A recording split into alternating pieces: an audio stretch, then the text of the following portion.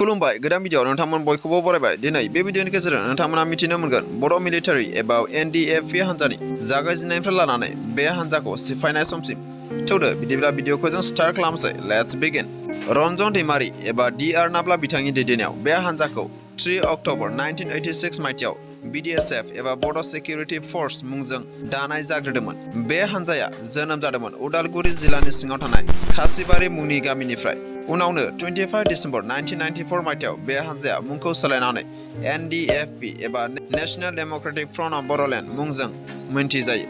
बे आफादनि गायसनगिरिया बिथां डीआर नाब्लायानो आरो प्रेसिडेन्ट बिबानाव बि सावरायगोरा, भाइस प्रेसिडेन्ट जि बिदाय आरो जेनेरेल सेक्रेटारि बिबानाव BR फेरेंगा। बे आफादनि गुबै थांखिफोरानो जादों नाम्बार 1 बुहुम बिखायाव उदां बड'लेण्ड सोरजिनाय, नाम्बार 2 बर' हारिखौ गुबुनारिफोरनि नासयनाय, सोबख'नाय आरो गादबनायनिफ्राय उदां खालामनाय, नाम्बार 3 भारतबर्षआव डेम'क्रेटिक हादराव बर' हारिखौबो बयजोंबो लोगोसे उदां समानथाय मोनथाय आरो गोजोन रायजो गायसननाय, नाम्बार 4 बर' हारिनि राव हारिमु आरो धोरोमखौ फोथांना लाखिनाय। एनडीएफबी आफादा बर' हारिनि थाखाय गोबां गोख्रों खामानि मावबोदोंमोन। बर' हारिखौ गुबुनारिफोरनि नासयनाय आरो सोबख'नायनिफ्राय उदां खालामनो गाव मोनथायखौ गासैबो सुबुंनो होनो थाखाय बे आफादा दाजादोंमोन। नोंथांमोननो आं गुदिनिफ्राय खोन्थानो नाजानि एनडीएफबी आफादनि गुबै आरो गुदि थांखियानो जादों आलादा रायजो बड'लेण्ड सोरजिनाय।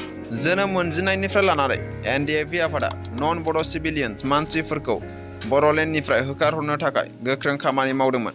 बिदिनो 12 डिसेम्बर 1994 मायथाइयाव एनडीएफबी आफादा गिबि खेबनि थाखाय क'क्राझार डिस्ट्रिक्टनि सिङाव थानाय 7थि आसाम पुलिस बेटेलियन हेडक्वार्टार्सखौ आटाक खालामदोंमोन आरो बेयाव 160 SLR मीन्स सेल्फ लडिं रिफल्स आरो 5 LMG एबा लाइट मेसिन गान्स बेफोर अस्त्रफोरखौ लुथिना लांदोंमोन। बड'लेण्ड जांख्रिखांनाया मेनलि मोननै बर' आफादफोरजों दैदेनजादोंमोन। बेफोर जाबाय आबसु आरो BPSC मीन्स बड' पिपल्स एक्शन कमिटि। गोबां नाजानायनि उनाव गोबां जोहोलावजोफोरनि थैथां नाजानायनि उनाव 20 फेब्रुवारि 1993 मायथाइयाव BAC एबा बड'लेण्ड अट'नमास काउन्सिल मुंजों बर'नि गिबि गोरोबथा जायो। बे गोरोबथाया BdSF जों लोगोसे आबसु, BPSC आरो आसाम स्टेट गभर्नमेन्टनि गेजेराव जादोंमोन। BAC गोरोबथाखौ दैदेनदोंमोन SK बैसुमुतियारि बिथाङा।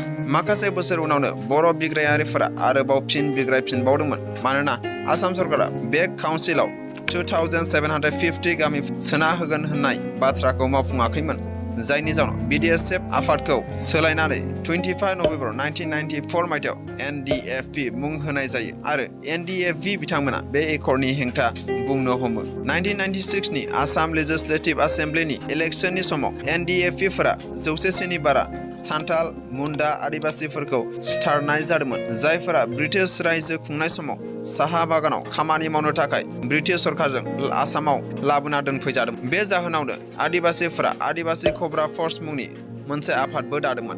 1990 मायथाइनि गेजेर समसोआव बर' हारियाव गावजों गाव गोबां नारा-नाथा गुलाय गुजाय जादोंमोन मानोना बै समाव BLTF एबा बड' लिबारेशन टाइगार फर्स आफाद जोनोम मोनदोंमोन। बे आफादाबो जोबोर गोख्रोंमोन। बिसोर NDFB जोहोलावफोरखौ गोबांखौनो आलाय सिलाय सिथारदोंमोन। बेबो बर'जों बर'नो। बै समाव NDFB फोरा जोबोरैनो आलाय सिलाय जादोंमोन। BLTF फोरा बेंगलि टाइगार फर्स हानजाजों लोगो जादोंमन जाहाथे बेंगलिफोरखौ NDFB फोरनि आखाइनिफ्राय रैखा खालामनो हायो। बेल' नङा, इन्डियान सिकिउरिटि फर्स आफादखौबो BLTFआ NDFBनि हेंथा मदद खालामदोंमन। बेबादिनो गोबां दावराव दावसि बुलाय सोलाय जाबाय थायो। बेबो हारिजों हारि। जायगा जायगा NDFB लोगोसे सिभिलियन मानसिफोरखौ हमना हाथारनाय, बुथारनाय बेफोर गासैबो BLTFनि खामानि। जोबथारनायाव 10 फेब्रुवारि 2003 मायथाइयाव BLTF आफादा एबा हान्जाया बिथां हाग्रामा महिलारिनि दैदेननायाव आसाम सरकार आरो भारत सरकारजों सावरायलायना BTC एकर्ड खालामनाय जायो। बे एकर्डआ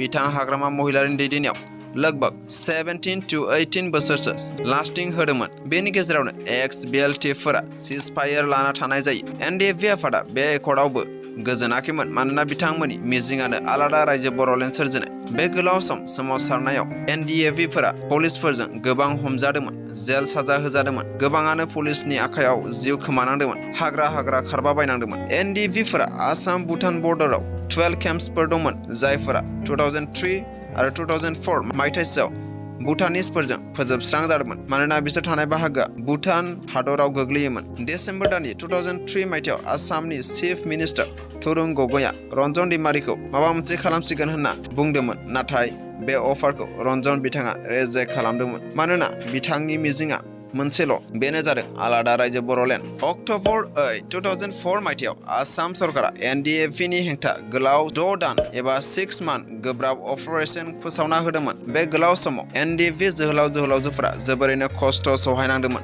सोरबा गावथारजादोंमोन, सोरबा आथिं आखाइयाव गुलि नांना गोब्राबथार जखम जादोंमोन। एनडिएफबि जोहोलाव-जोहोलावजोफोरा गांनांदोंमोन, उखैनांदोंमोन, थेवबो सहायदोंमोन। 15 एप्रिल 2005 मायथाइयाव गभर्नमेन्टआ जेनेरेल सेक्रेटारि गबिन्द बसुमतारी बिथांखौ जेलनिफ्राय उदां खालामना होनाय जायो मानोना बिथाङा गोबां सम 25 नभेम्बर 2002 मायथाइसोनिफ्रायनो जेलाव दंमोन। 25 मे 2005 मायथाइयाव आसाम सरकार आरो एनडिएफबि नि गेजेराव सिजफायार एग्रिमेन्ट जादोंमोन। बे एग्रिमेन्टनि गेजेरजों एनडिएफबि बिथांमोना सिकिउरिटि फर्स आरो सिभिलियान्सफोरनि हेंथा मावनायखौ दोनथ'दोंमोन आरो सरकाराबो बे आफादनि अपारेशन्सखौ दोनथ'यो। 2006 मायथाइयाव सिकिउरिटि फर्सनि 7 सोद्रोमाखौ एनडिएफबि हान्जाया किडनेप खालामना सिथारदों होनना सासपेक्ट खालामनाय जायो। बे जाथाया जादोंमोन उदालगुरि डिस्ट्रिक्टआव। 5 जुन 2006 मायथाइयाव ex-bltf नि 2 केडेट्सफोरा एनडिएफबि जों कार्बि आंलंआव सिथारजायो। 2008 मायथाइयाव एनडिएफबि हान्जाया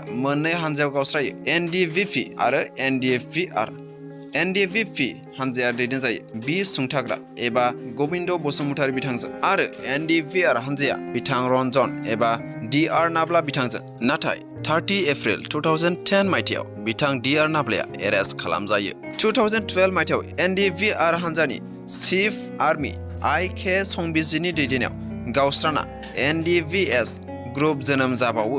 संबिजितजों दैदेनजानाय हान्जाया जोबोरैनो एक्टिभ आरो खरामोन। एनडिएफबि बिथांमोना जोबोरैनो बर' हारिखौ रैखाथि होबोदोंमोन। आसाम भुटान सिमायाव थानाय आदिबासि गोबांखौनो होखारहरना बर'खौ रैखाथि होदोंमोन।